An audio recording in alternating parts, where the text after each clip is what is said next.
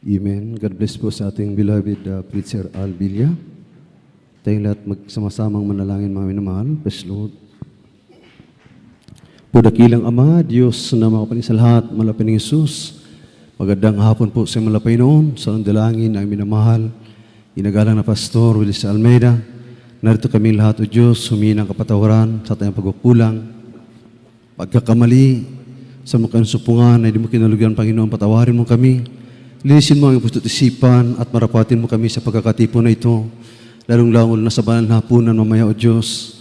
Panginoon, kami nagpapasalamat sa ng bahagi ng gawain na pinagpala mo sa papuring awitin, mga buhay na patotoo, pag-awitan ng iba't ibang level ng mga choir, sa pagbibigay, lalo't higit sa iyong banal na presensya, patuloy umaaliw sa amin, Panginoon. Maraming salamat sa iyong paglingap sa amin, sa iyong handog na ito. O Diyos, narito kami sa pag-aral ng salita, dalangin ko pagpalain balang salita, bigyan mo kami sa tulong pag-aralan, turuan mo kami, at ikaw magpaunawa sa bawat isa na sa manonood, laki pa mo yung kapangyarihan, pagpagaling, at himala sa mga kaparing pangalan, Jesus, aming sinasawan, balakidad lang sa iyong pag-aral ng salita. Cast out in answers, cast out in Jesus' name. Cast out in Jesus' name. Ang pinakamataas na pagpupuri, pagluwalhati, pagdakila, pagparangal, pagsamba, ay tanging sa ating pinakamamahal na Panginoong Jesucristo po lamang. Ating palakpakan ang mahal na Panginoon. At dubling paggalang po sa ating minamahal at ginagalang na Pastor Willis Almeida, the end-time prophet of our loving God, at sa lahat ng kayong minamahal na mga anak, minamahal na mga apo, at minamahal ng manugang, magandang hapon po. At sa lahat ng ating beloved workers, sa ating beloved preachers, sa ating ordained preacher Robert Chua, sa lahat ng ating beloved controllers, instrumentalists, sa inyong mga kapatid, mga minamahal na kapatiran at kasubaybay, magandang hapon po sa inyong lahat. Mga minamahal, ating tatalakayin ngayon, itong tinatawag na watchman unto the house of Israel. Ang ating gawain ngayon, nagkakandak ng crusade sa Luzon, Visayas at dito sa Mindanao. Ngayong katapusan ng Setyembre, loobin ating anniversary crusade dito sa dako ng Zamboanga. Hindi pa natin alam ang exact date kasi nagpa-approve pa tayo sa ating venue, mga minamahal. Kaya hindi malingid ang kagalakan ng Diyos sa ating pagkakatipon. Amen? Sa anong ebidensya, mga inamahal? Mula pa kanina sa iyong pagpupuri, hanggang sa devotion ng beloved youth, hanggang ngayon, grabe ang banal na presensya ng Malapayno. Amen? Kasi yung ating halos mga choir, beloved workers, lahat on fasting. Amen? Kaya nalulugod ang malapay noon. Kaya tatalakayin natin itong watchman unto the house of Israel.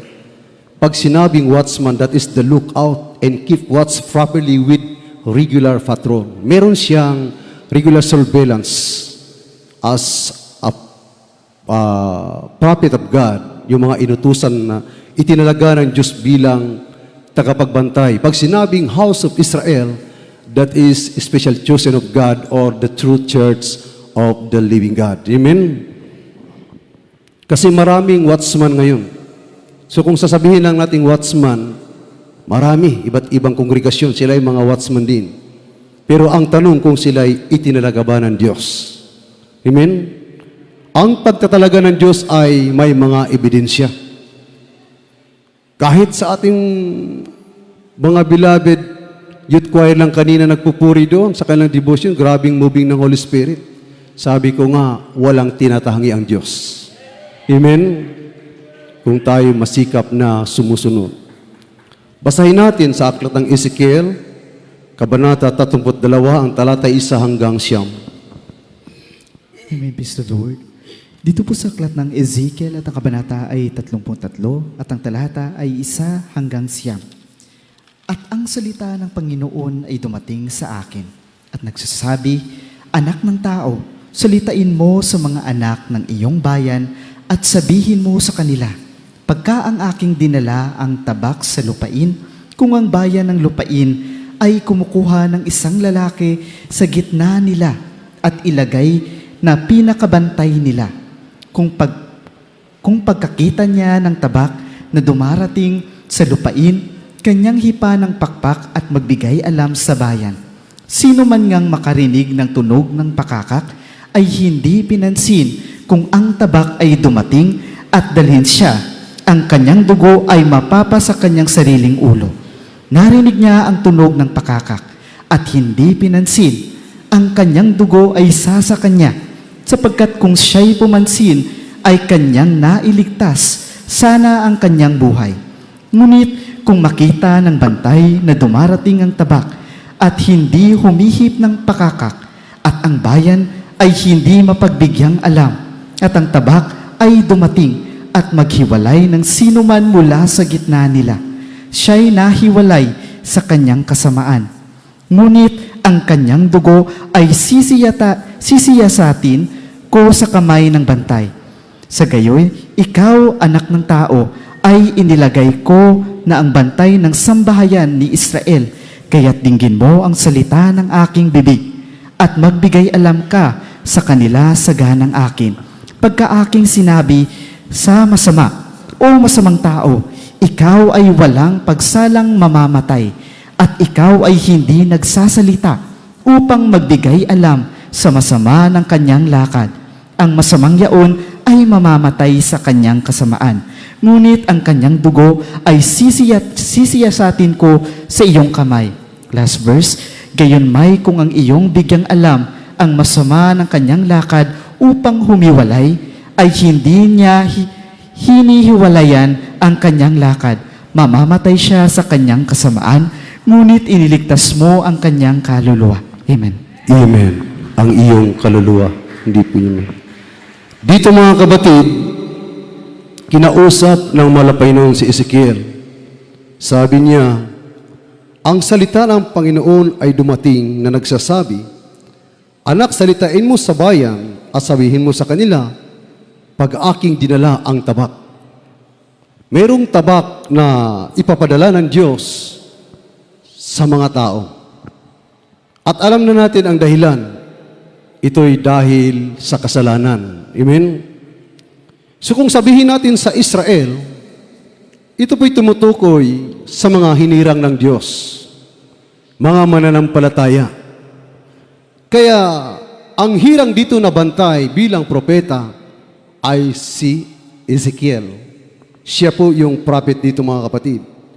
At sabi niya, pagka aking dinala ang tabak sa lupain, kung ang bayan ng lupain ay kumuha ng isang lalaki sa gitna nila at ilagay na pinakabantay nila, kung pagkakita niya ng tabak na dumarating sa lupain, kanyang hipa ng pakakak at magbigay alam sa bayan. Sino man ngang makarinig ng tunog ng pakakak at hindi pinansin kung ang tabak ay dumating at dalhin siya, ang kanyang dugo ay mapapa sa kanyang sariling ulo. Ang salita ng Diyos, sino mang ayaw na makinig, kapag ipinapangaral ng isang propeta, ng isang watchman, ng isang tagapagbantay, ay mga papahamak. Bakit? Dahil ang Diyos po ang nagsabi at siya ang may hawak ng tabak na ito mga kapatid. Ito po ay para sa mga mananampalataya dahil ang Israel noon ay dahan-dahang lumihis sa katuruan ng Diyos. Kaya nagtalaga ang Diyos ng tagapagbantay sa katauhan ni Ezekiel, mga kapatid. At ang sabi dito, narinig niya ang tunog ng pakakat at hindi pinansin, ang kanyang dugo ay sasakanya sapagkat kung siya ay pumansin, ay kanyang iniligtas sana ang kanyang buhay. Mismo tayo po ang may hawak ng ating pag-asa. Dahil binuksan ng Diyos ang kaligtasan, ang proteksyon, pero kung tayo'y babaliwala sa imbitasyon ng Diyos, maging sa ating mananampalataya, kapag nakakarinig tayo ng pagtuturo, ng pagtutuwid, na labag, tinamaan tayo mga kapatid dahil yun ang ating gawa, ay hindi na tayo dadalo. Amen? Sabihin mo sa sarili mo, grabe naman ang preacher na yun, parang ako lang man yung binabantayan niya sa iglesia. Hindi po mga kapatid. Ito po yung utos sa amin. Mag-aralan tayo. Magpaturo tayo. Dahil mahirap lakbayin ang langit. Paano ka makakapasok sa langit kung walang watchman, kung walang mangangaral, kung walang tagapagturo?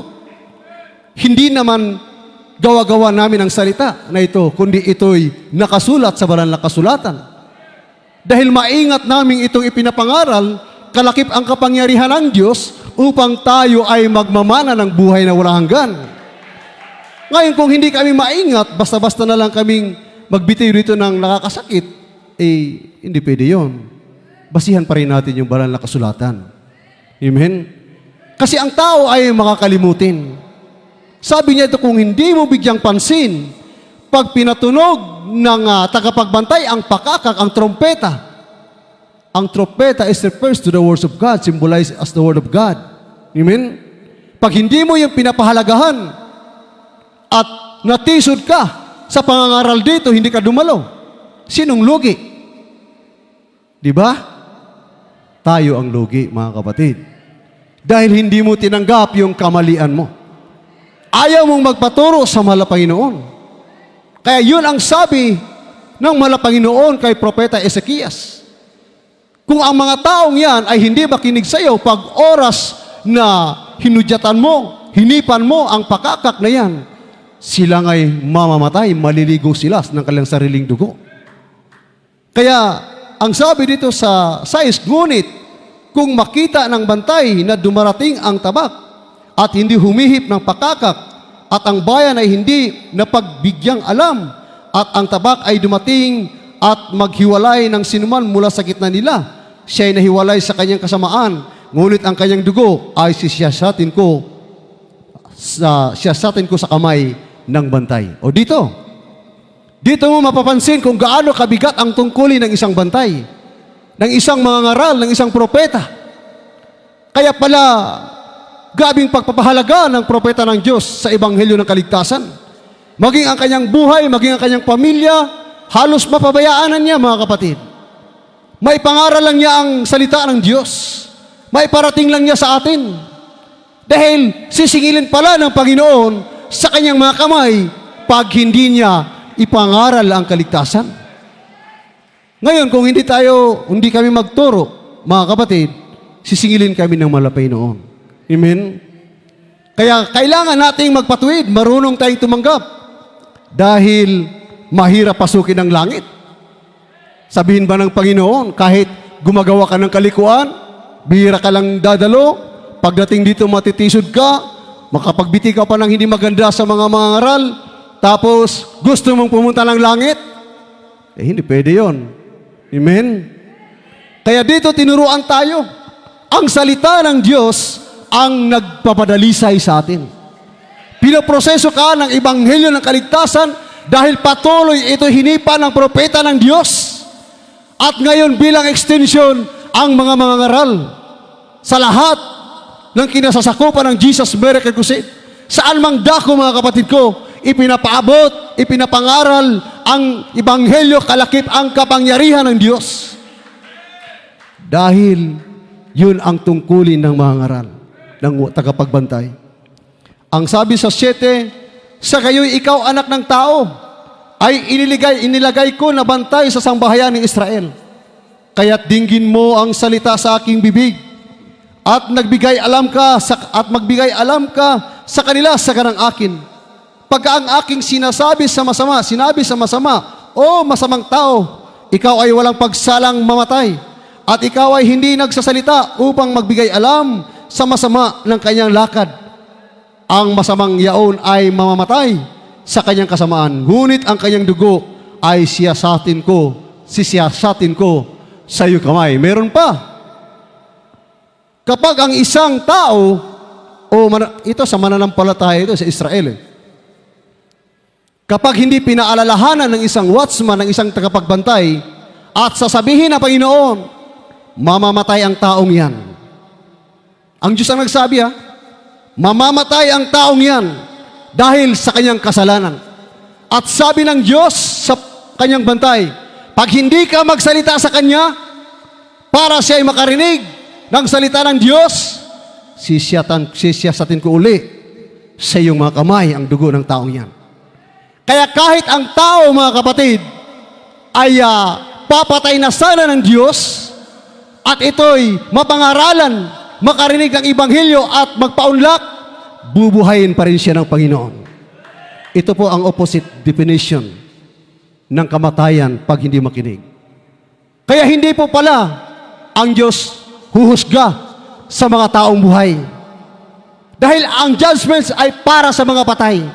Kaya habang nabubuhay ka, kahit gumagawa ka ng kalikuan, patuloy kang kinakausap ng Diyos.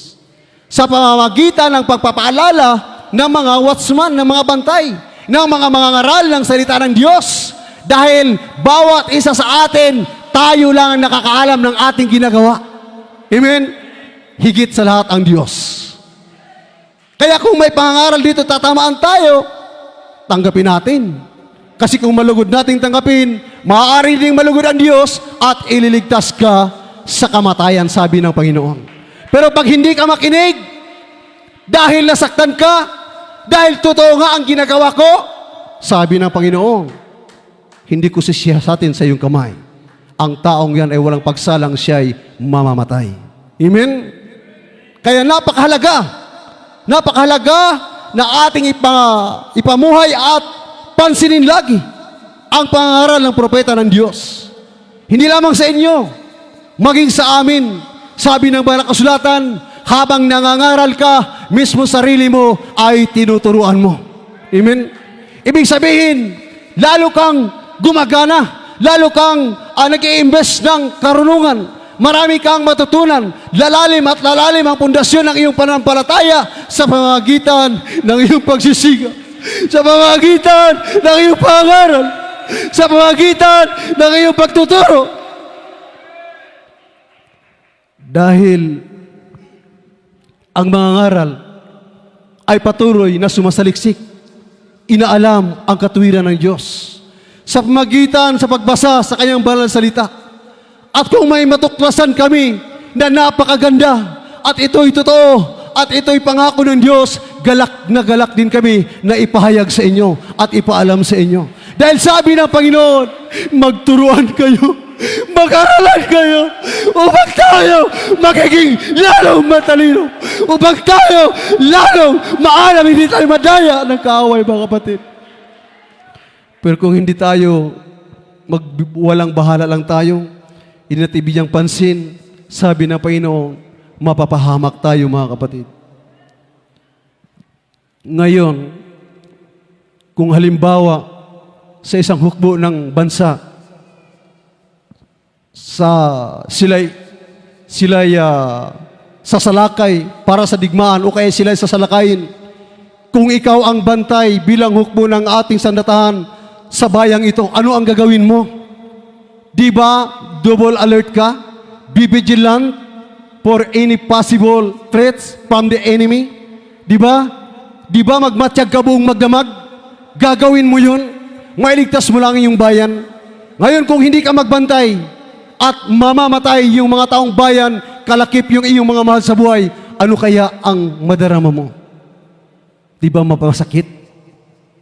Ganun ang tungkulin ng mga ngaral, ng watchman, ng propeta ng Diyos. Kaya sabi ng Malapanginoon sa 9, gayon naman kung iyong bigyang alam ang masama ng kanyang lakad upang humiwalay at hindi niya hihiwalayan ang kanyang lakad, mamamatay siya sa kanyang kasamaan, ngunit iniligtas mo ang iyong kaluluwa. Kung naganap namin at ipangaral sa inyo, mga kapatid, at hindi pa rin kayo makikinig, dahil magkaroon tayo ng hinanakit, pagmamatigas ng ating puso, dahil nasaktan tayo sa ating narinig, sabi ng Panginoon, mamamatay kang makasalanan at kami iniligtas namin ang aming kaluluwa dahil ipinahayag namin sa inyo ang katuruan ng Diyos. Amen? Kaya huwag tayong magtampo. Amen? Ang tunay na naghahangad ng langit, hindi matampuhin. Amen? Hindi marunong masaktan, matiisin mga kapatid. Amen? Yan po ang nais ng Malapaynon. Bakit ito sinasabi ng Panginoon? Bakit ang Diyos nagtalaga ng isang watchman, ng isang tagapagbantay sa bayang Israel? Bakit ang Panginoong Yesus nagtalaga ng propeta sa gawain ng Jesus Miracle Crusade? Dahil sabi ng Panginoon, may nakaambang na panganib sa ating mga buhay. Bakit? Dahil nagkaroon ng digmaan sa langit. Nung matalo si Satanas, siya'y bumaba sa lupa. Dahil hindi niya kaya ang hukbo ng Diyos sa langit. Kaya nung siya'y matalo, siya'y pumunta sa lupa at naghasik ng lagim. Kaya hindi lingid sa atin naririnig mo ang digmaan kaliwat kanan, bansa laban sa bansa, laganap ang salot mga kapatid ko, laganap ang patayan. Dahil that is the image of Satan. Amen? Yan po ang itsura ni Satanas. Siya ay manggugulo, mamamatay tao mga kapatid. Yun ang image ni Satanas. Yun po ang itsura ni Satanas.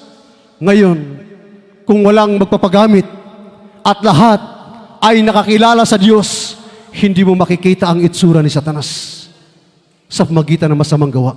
Amen? Pero dahil ang tao ay sadyang nalubog sa kasalanan, lahat ng halos nakikita mo sa paligid, puro itsura ni Satanas. Kaya sabi ng Panginoon, ipangaral ang salita ng Diyos. Basahin natin muna Revelation chapter 12 verse 12 up to 13. Amen, praise the Lord. Dito po sa aklat ng Apokalipsis at ang kabanata ay 12 at ang talata ay 12 hanggang 13. Kaya't mga gala kayo o mga langit at kayong nagsisitahan dyan sa aba ng lupa at ng dagat, sapagkat ang diablo'y bumaba sa inyo na may malaking galit, sapagkaalam niya na kaunting panahon na lamang mayroon siya. At nang makita ng dragon na siya'y inihagis sa lupa, ay inusig niya ang babaeng nanganak ng sanggol na lalaki.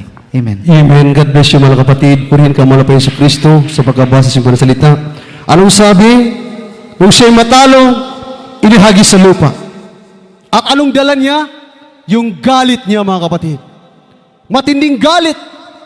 Dahil sabi mismo ng banal na kasulatan, konting panahon na lang meron siya. Ibig sabihin, ayaw ni Satanas na pupunta doon sa dagat-dagatang apoy na wala siyang makakasama. Kaya laganap ang krimen, laganap ang salot, laganap ang mga bulaang mga ngaral. Dahil ginamit sila ng diablo upang akayin ng tao doon sa dagat-dagatang apoy sa impyerno. Sila rin ay mga watchman, pero mga bulaan. Kaya pinamagatan nating watchman unto the house of Israel. That is the special chosen of God. Kasamir, maraming mga watchman. Pero mga bulaan, kinakalakal ang salita ng Diyos para sa kanilang mga sarili. Kaya mga kapatid, nung siya'y itinahagis sa lupa, hindi lamang mga tao ang kanyang, hindi lamang yung mga taong sanlibutan ang kanyang pinagpapatay, maging ang babae na nanganak ng isang lalaki, mga kapatid ko, na siyang tunay na iglesia ng Diyos. Pag sinabing babae, that is symbolized as church of God. Yung lalaki, nanganak ang babae ng lalaki na yun po ang ating mahal na Jesucristo. Nung siya'y dumating sa lupa, siya'y tinukso ni Satanas. Gusto ni Satanas na pasambahin niya ang Diyos sa kanya. Pero hindi siya nanaig, mga kapatid. Kaya maingat tayo. Dahil ang layunin ng diablo ay hindi lamang sa mga taong wala sa katotohanan, maging sa atin mga kapatid. Amen? Kaya nga, minsan pag makapagsalita tayo na hindi maganda sa ating kapatid, sa pananampalataya, maging sa ibang tao, maya-maya maisipan mo na mali pala yun. Grabing pagsisisi mo. Bakit? Dahil may espiritu ka ng Diyos. Maisip mo, nagamit ng diablo yung dila ko sandali. Amen? Totoo yan mga minamahal. Dahil hindi na natin trabaho yan mga kapatid. Kasi sabi dito, maging ang iglesia ng Diyos ay sinasalakay ni Satanas. Tayo mga kapatid. Kaya ang iba dito, hindi na kaya ng tumatalikod. Nababackslide, mga kapatid. Sabi pa ng patotoo kagabi, napanood ko yung preaching ng ating beloved ordained preacher, mga kapatid. Isa sa ating beloved ordained preacher, sabi niya, yung kapatid niya na demon possessed, nagsasalita. Sabi niya, yung galit na galit ako, sabi niya, yung si Satanas, sa inyong iglesia, dahil sa inyong pastor. Tayo daw yung first enemy niya.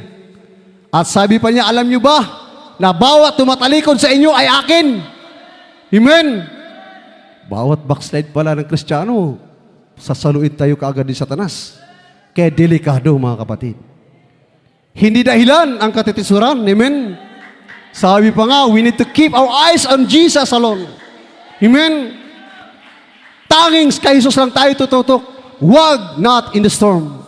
Sa mga bagyong problema, pagsubok, wag. Lalong-lalo na sa mga ngaral. Dahil pinagsikapan lang namin sa kabaganan ng Diyos ang aming tungkulin na magampanan. Dahil kung walang mga ngaral, hindi tayo makapag-perform ng gawain, mga kapatid. Sino magtuturo sa atin? Sino paano hihipan ng trumpeta kung walang mga ngaral? Kung tumalikod ang ating mga pastor, nasaan kaya tayo ngayon, mga kapatid? Hindi kaya pinagpistahan na tayo ng uod?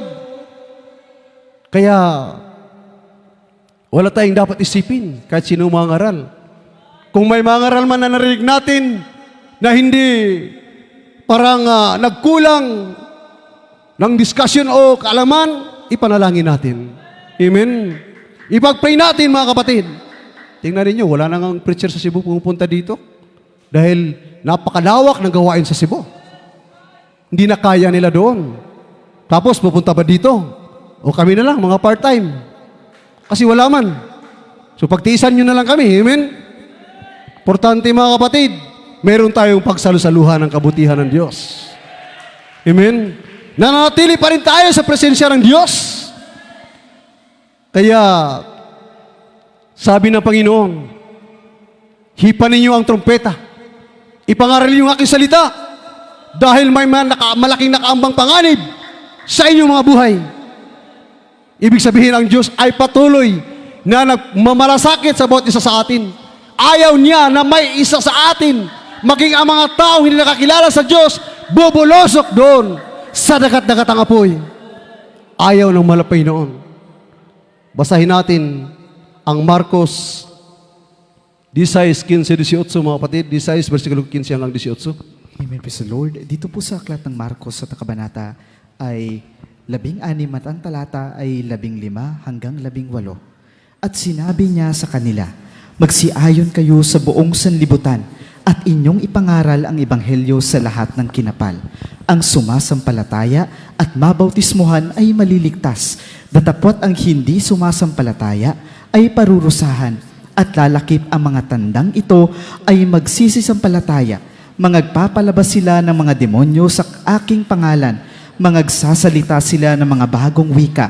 Sila'y magsisihawak ng mga ahas, at kung magsisiinom sila ng mga bagay na nakamamatay, sa anumang paraan na hindi makakasama sa kanila.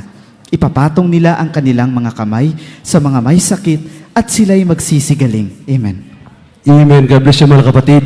Yan ang tunay na trompeta. Yan ang tunay na salita ng Diyos. Nadala ng propeta ng malapay noon. Kung hindi siya sumunod, makakamtan ba natin ang nakasulat dito?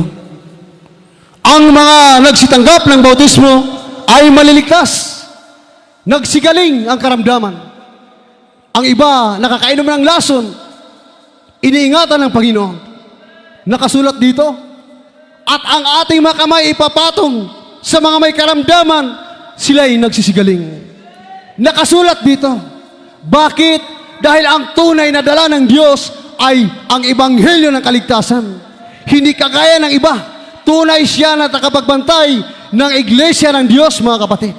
Laging nagpapatrol sa pamamagitan ng pangangaral ng salita ng Diyos. Yun po ibig sabihin. Pag sinabing laging nagpapatrol, sabi, to look out and keep watch properly with regular patrol. Yun ang watchman. Pagpupuri natin. Halos 24 hours. Bago darating ang gawain, pagpupuri. Sa gawain, pagpupuri na naman. Pagdating sa bahay, pagising, pagpupuri na naman. Sinong hindi malugod yan? Amen?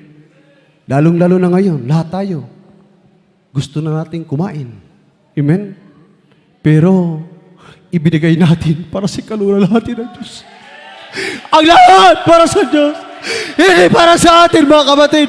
Maghanap mo lang ang tungkulin mo, may lamahal. May pagkaganap ang salita ng Diyos. Hindi para sa ating kapurihan. Para sa lahat, may pahayag ang kaligtasan. O sila'y mabubuhay, magmamana na buhay na walang hanggan doon sa piling ng ating malapay noon. Kaya sabi, kaya pala sinamahan ng kapangyarihan ng Diyos. Dahil nung sabi niya, humayo kayo, ipangaral niyo ang aking salita. At kasama ang mga ang himala. At hindi lang yan ang iniutos ng Panginoon. Basahin natin Matthew 10, versikulo 9 hanggang 10. Amen, praise the Lord. Dito po sa aklat ng Mateo at ang kabanata ay 10 at ang talata ay 9 hanggang 10. Huwag kayong mangagbaon ng ginto, kahit pilak, kahit tanso sa inyong mga supot, kahit supot ng pagkain sa paglalakad, kahit 2 tunika, kahit mga pangyapak o tungkod, sapagkat ang manggagawa ay karapat-dapat sa kanyang pagkain. Amen. God bless you, mga kapatid. Purihin ka, malapay noon. Mga minamahal, yan po ang ginagawa ng propeta ng Diyos. Bago lumaganap sa buong Luzon, Visayas at Mindanao, ang ating mga pastor hindi kumakain. Naglalakad, dinadala ang salita ng Diyos na walang laman ng tiyan. May pangaral lang sa lahat ng tao. Hanggang sa lumango ang salita ng Diyos, mga kapatid. Hanggang sa atin ngayon, bago tayo magsasagawa ng krusada, tayo'y nagsipag-ayuno. Hindi tayo kumakain ng ilang araw. Lumalakad tayo, pumapagda tayo sa benyo. Hindi tayo nagdadala ng pagkain. Hindi tayo nagbaon kahit sa ating mga susidlan. Dahil lang sabi ng Panginoon, lakipan niyo ng pagtitiis upang ang kapangyarihan ng Diyos ay sa atin, mga kapatid. Anong sabi niya? Huwag kayong mga baon ng ginto. Pilak, kahit tanso sa inyong mga supot, kahit supot ng pagkain sa paglalakad, kahit 2 tunika o kahit mga pangyapak o tungkod, sapagkat ang manggagawa ay karapat-dapat sa kanyang pagkain. Kahit sa ating regular services, mamaya pa tayo makakain pagkatapos ng pananambahan. Amen. Ako, mga kapatid, hindi ako pwedeng hindi ko kain kasi mawawala yung lakas ko, binatin po ako. Yung lakas ko ang binat ko, yung wala talagang lakas kasi nagtumil sa kuturis, nagmotor ako, nawalan ako ng lakas. Pero nagtaka ako ngayon, nung ako'y hindi tumanggi sa pangaral, ngayon wala pa akong kain. Amen. Grabe ang Diyos na magbigay ng lakas. Hallelujah. Napakabait ng Diyos. Kaya totoo. Kaya para tayo sinamahan ng kapangyarihan ng Diyos. Huwag tayong kakain habang tayo nagkakatipon, mga mahal. Ongoing ang ating krusada. Ang ating beloved workers on fasting, may naka 7 days na, may naka 5 days na, mga kapatid. Grabe ang malapain mga choir natin, mga mahal. Kaya sabi ng Panginoon, 2 Corinthians chapter 2 verse 17. Amen, praise the Lord. Dito po sa aklat ng mga taga-Korinto, sa ikalawang aklat ng mga taga-Korinto at ang kabanata ay 2 at ang talata ay 17. Sapagkat hindi kami gaya ng karamihan na kinakalkal ang salita ng Diyos, kundi sa pagtatapat na gaya ng mula sa Diyos. Sa harapan ng Diyos ay nagsasalita kami para kay Kristo. Amen. Amen. God bless you, mga kapatid. Yun po ang ating ginagawa. Sabi dito, sapagkat hindi kami gaya ng karamihan na kinakalakal ang salita ng Diyos. Papayag tayong mag-sounding, walang laman ang tiyan. Kahit gusto nating madaanan natin mga masarap na pagkain, hindi natin magawang tikman. May pagalaganap mula ang salita ng Diyos. Amen? Di ba, sino ba ang di malugod yan, mga kapatid? Sabi dito, kundi sa pagtatapat at gaya ng mula sa Diyos, sa harapan ng Diyos ay nagsasalita kami para kay Kristo. Ibig sabihin, pagtitiis sa pag-aayuno, pagtatapat sa pangaral ng salita ng Diyos, kung anong nakasulat dito, Yun ang ipinangaral ng ating maginagalang at minahal na pastor. Yun din ang itinuturo sa atin, mga kapatid. Kaya, lumago ang gawain. Bawat isa ngayon, naging watchman na ng gawain ito. Bawat nakikiisa sa pangaral ng salita ng Diyos. Kung ikaw ngayon ay hindi kumakain, nakikiisa ka sa pagkakatibong ito, ikaw ang tunay na hinirang ng Diyos. Huwag mong sabihin na hindi ka mangangaral, wala kang tungkulin sa pagpalaganap ng salita ng Diyos. Hindi. Lahat tayo, kaya ka dinala dito, mga kapatid. Meron kang mga relatives, meron kang pamilya. Ano kaya kung hindi mo sila pahayagan ng salita ng Diyos, sila ay mga papahamak. Sabi ng Panginoon, sisingilin ko sa iyong kamay ang kanilang mga dugo. Amen? Kaya branches lang yan. Lahat tayo kailangan gagana para sa salita ng Diyos. Bakit? Dahil ang Diyos, kahit siya ang may dala ng tabak o si Satanas man, kaya pa niyang pigilan ang kamatayan. Basta't makinig ka lang sa kanyang banal na salita.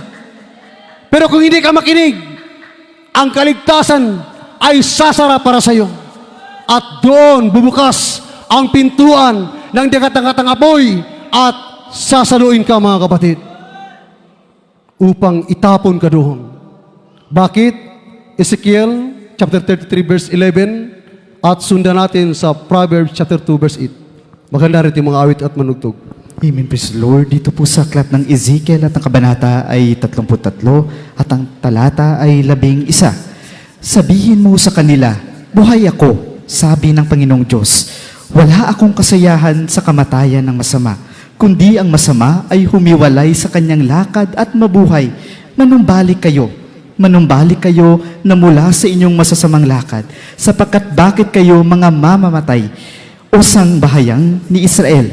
At dito po sa aklat ng mga kawikaan at ang kabanata ay 2 at ang talata ay 8, upang kanyang mabantayan ang mga landas ng kanyang kahatulan at maingatan ang daan ng kanyang mga banal. Amen. Amen. God bless you, mga kapatid. Purihin ka, mahal na Jesus.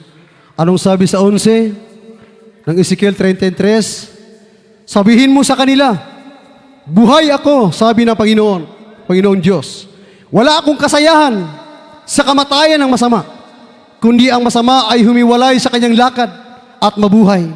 Manumbalik kayo na mula sa inyong masasamang lakad, sapagkat bakit kayo mga mamatay, o sambahayan ni Israel?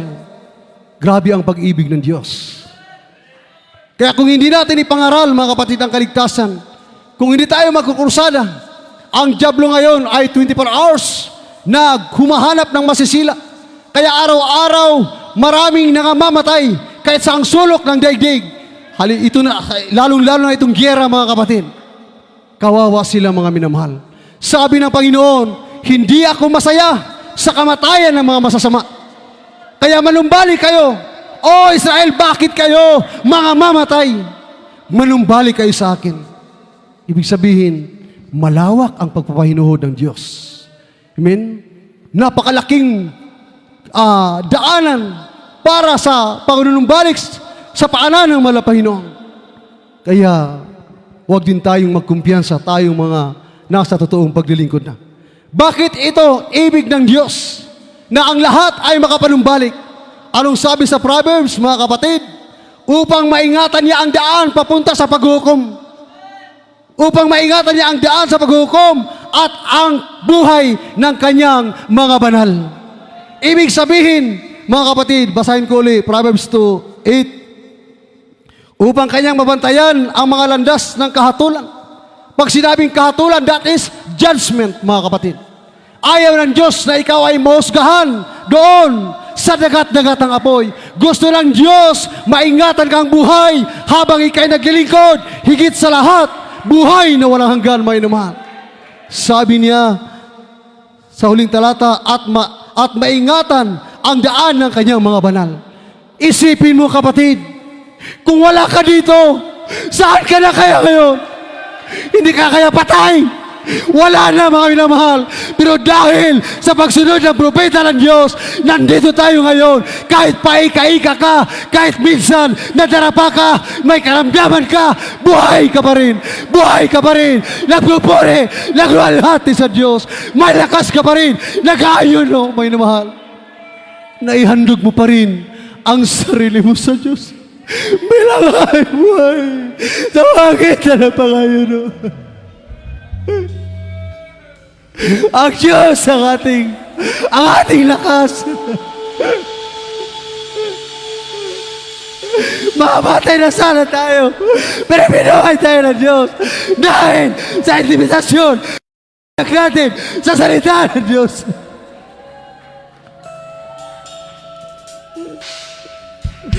Kaya walang dahilan upang tayo manumbalik, ma-discourage. Dahil hindi ka maingatan ng Diyos sa mga trahedyang panganib na nakaambang sa atin. Mga minamahal, ulisapir natin ngayon.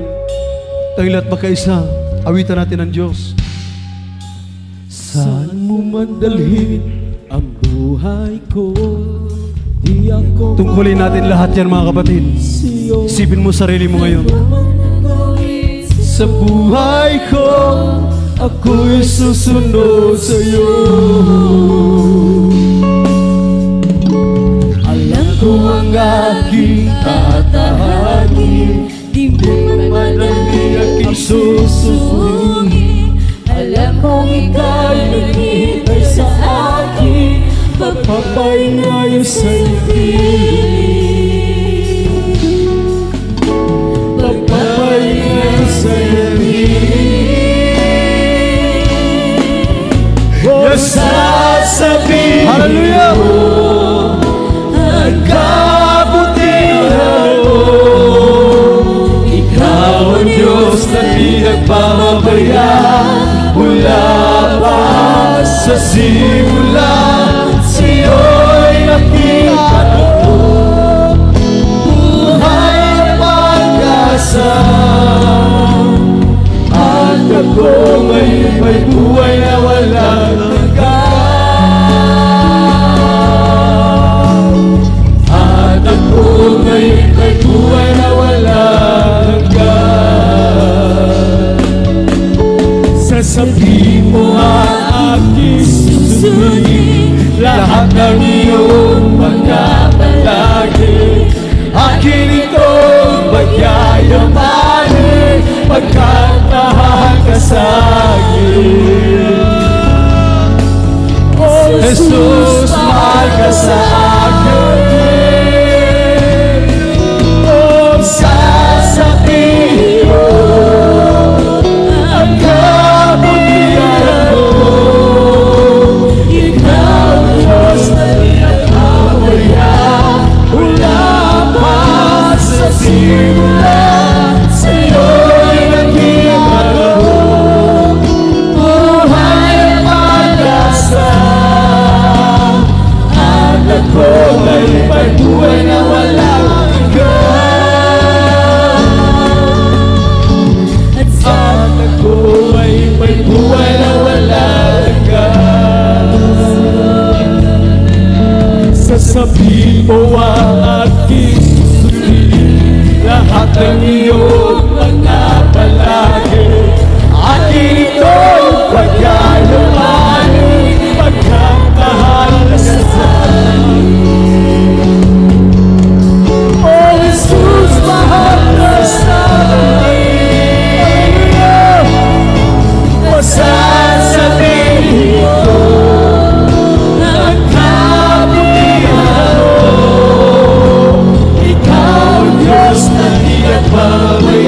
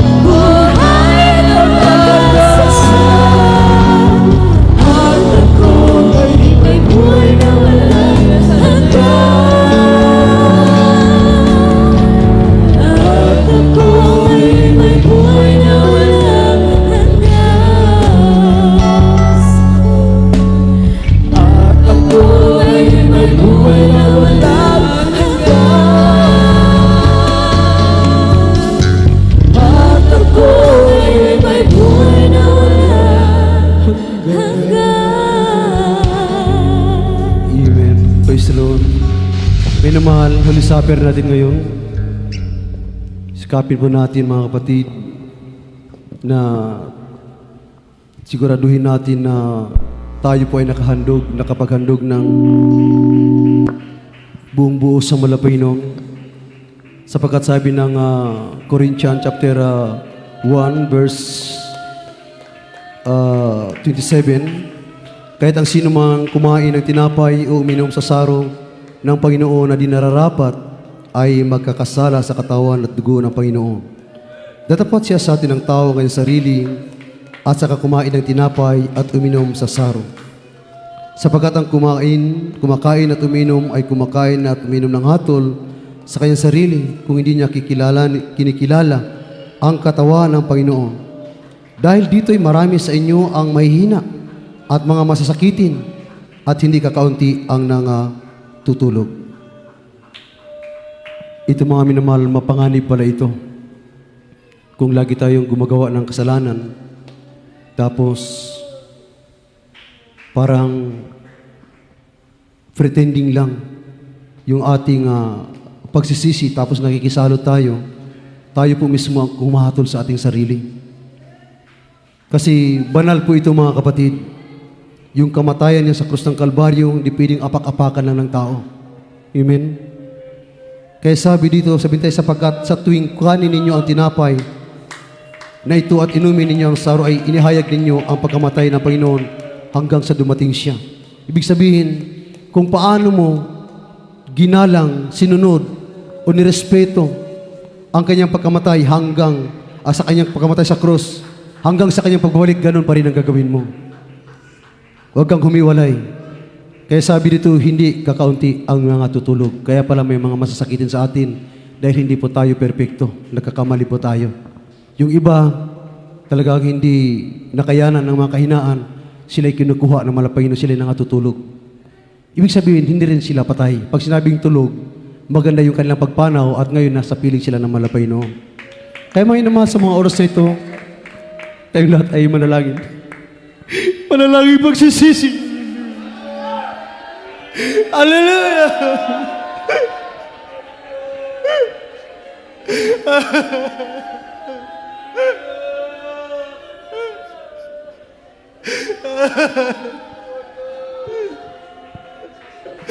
Munakila ka ba?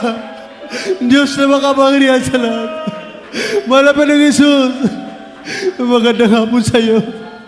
Sa unang dalangin ay minamahal na Pastor Willis Almeida, Panginoon. Narito kami huminang kapatawaran sa aming mga pagkukulang, pagkakamali, pagkakasala, O Diyos. Kung saan mo kami nasumpungan, mo kinalugda, patawarin mo kami, Ama. Patawarin mo kami, O Diyos. Gawin mo kami karapat-dapat sa pagsalusal namin sa banal na hapunan ito. Naway hindi kami kakain ng hatol at salot, Panginoon. Naway pagpapala, kagalakan, kapayapaan, at mabang buhay, kalusugan sa bawat isa sa amin, Panginoon. Ito ang aming samantalangin sa iyong mga parehang pangalan sa Jesus. Amen at amen. Hawakan po natin ang tinapay, mga kapatid. Sabi dito, sapagkat tinanggok ko sa Panginoon at ibinigay ko naman sa inyo. Nang ang Panginoon Jesus, ng gabing siya'y ipinagkanulo, ay dumampot ng tinapay. At nang siya'y makapagpasalamat, ay kanyang pinagputol-putol. At sinabi, ito ay aking katawan na pinagputol-putol.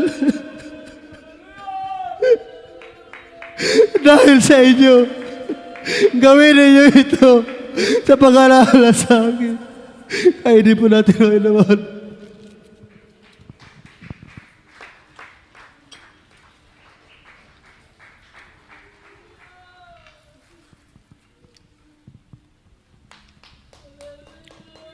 Sabi sa 25, mga kapatid, hawakan natin ang saro, may mahal. Sabi dito, at gayon din naman, hinawakan ng saro, pagkatapos na makahapon, na sinasabi, ang sarong ito ay siyang bagong tipan sa aking dugo. Gawin niyo ito sa tuwing kayo'y magsasino at pag-aalala sa akin. Inumin po natin, may mahal.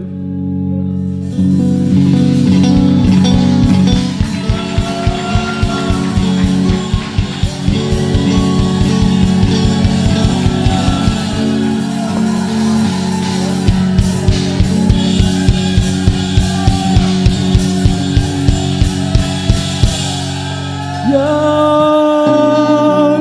ang pag-ibig na ating Panginoon.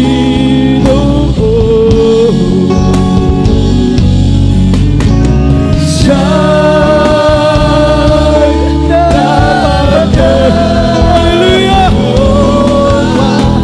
Tayo'y natubos. Yan ang tatawagin ay lumas at ang dugong luminis para sa ating kaligtasan.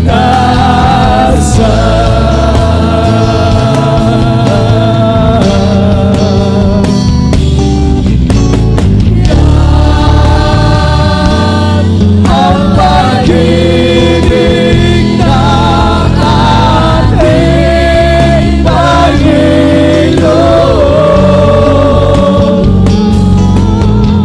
Siya'y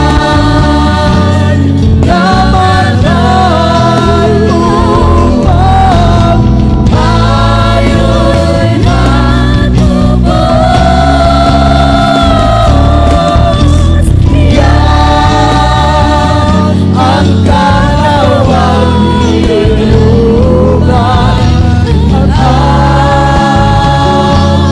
dugong luminis para sa ating kaligtasan.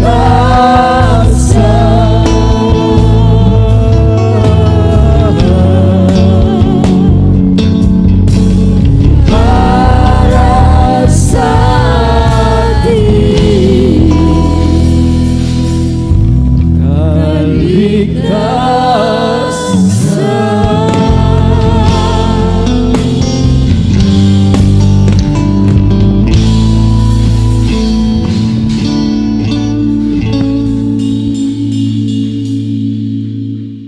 Amen. Tayong lahat manalangin mga kapatid sa ating malapay sa ating mga pangailangan. O po dakilang Ama, Diyos na mga sa lahat, malapay Jesus, sa dalangin ay minamahal ginagalang Pastor malapay noon, dalangin namin sa Diyos, patuloy mo panghawakan ng bawat isa malapay noon, patuloy pagpalain, anong pangailangan sa araw-araw ka mag-provide malapay noon, palakasin mo ang bawat isa sa mga nalamig, palakasin mo, bigyan mo ng kalusugan, kalakasan, malapay lahat ng mga anak mo, mga sidlabas namin, ganoon din sa iyong mga magulang sa iyo, ang sidlabas sila malapay noon, pagpalain mo lahat ng mga gagawa, ang sidlabas ng aming namahal gagawa sa bawat isa sa amin, Diyos, patuloy palakasin, patatagin, hanggang sa iyong pagbabalik. Ito ang aming samantalangin sa iyong banal at makapangyarihang pangalan na si Jesus. Amen at amen. Mga kapatid, ating ipatong ating kanang kamay sa ating mga ulo, ang kaliwa ating karamdaman, at ganoon sa ating mga webcast viewers, ang ating mga kanang kamay sa ang ating kanang kamay sa ating mga televiewer receiver at sa ating gadget receiver, ang ating kaliwa sa ating karamdaman. Isipin po natin na ang ating minamahal kinagalan na pastor na naglayhan sa atin. Opo, dakilang Ama Diyos na mga kapatid sa lahat, malapay Jesus, so dalangin muli na yun mga minahal ginagalang Pastor si Almeida, yung propeta, sa yung mga pangalan mo pa Jesus, aming sinasaway, lahat ang uri ng karamdaman, leukemia, cancer, diabetes, tuberculosis, mga high blood, di mo yung COVID, di mo yung markipagsas out, di mo yung sarot, lahat, tapos ang spirit, pride and glory, cast out, cast out, cast out, cast out, be healed, be healed right now, be healed in Jesus' name, be healed in Jesus' name. Tayong lahat tumayo, mga mahal. Talon tayo 3 beses, sabay sigaw, Hallelujah, praise the Lord. Bilang pasalamat sa malapay noon. Hallelujah, praise the Lord. Hallelujah, praise the Lord. Hallelujah, praise the Lord. Sabihin natin, I love you, there's Jesus. I love you, there's Jesus. I love you, there's Jesus. Tayo po'y magsibalik sa ating mga upuan, mga kapatid. At ang lahat ng kapurihan, kaluwalhatian, kadakilaan, pagparangal, pagpapasalamat, ay tanging sa ating pinakamamahal na Panginoong Kristo po lamang. Tuloy-tuloy tayo sa ating announcement, mga kapatid, bago pa man kuha tayo ng ating special offering. Ito po'y panalangin ng ating beloved brother, Darwin Julian.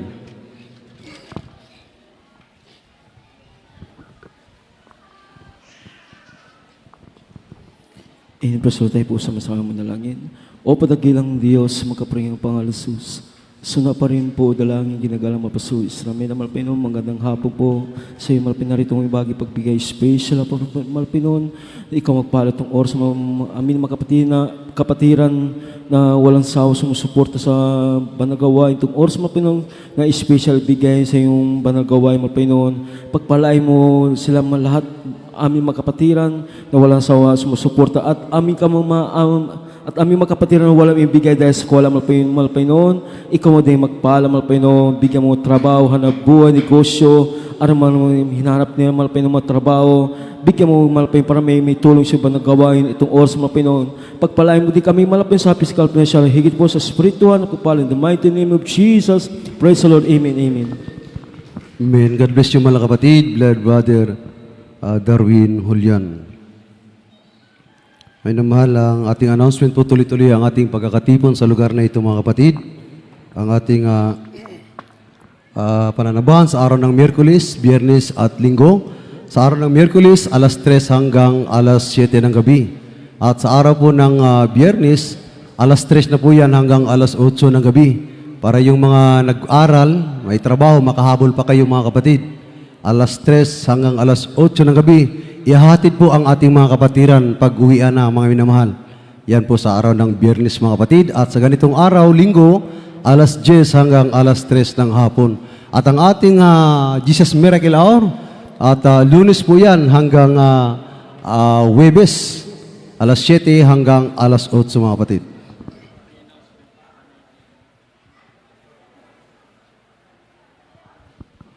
Minamahal ang ating Jesus Miracle Hour, Lunes hanggang Huwebes, alas 7 hanggang alas 8 ng gabi. Pagka Friday, yung Biyernes, wala po kasi ongoing po ang gawain natin dyan.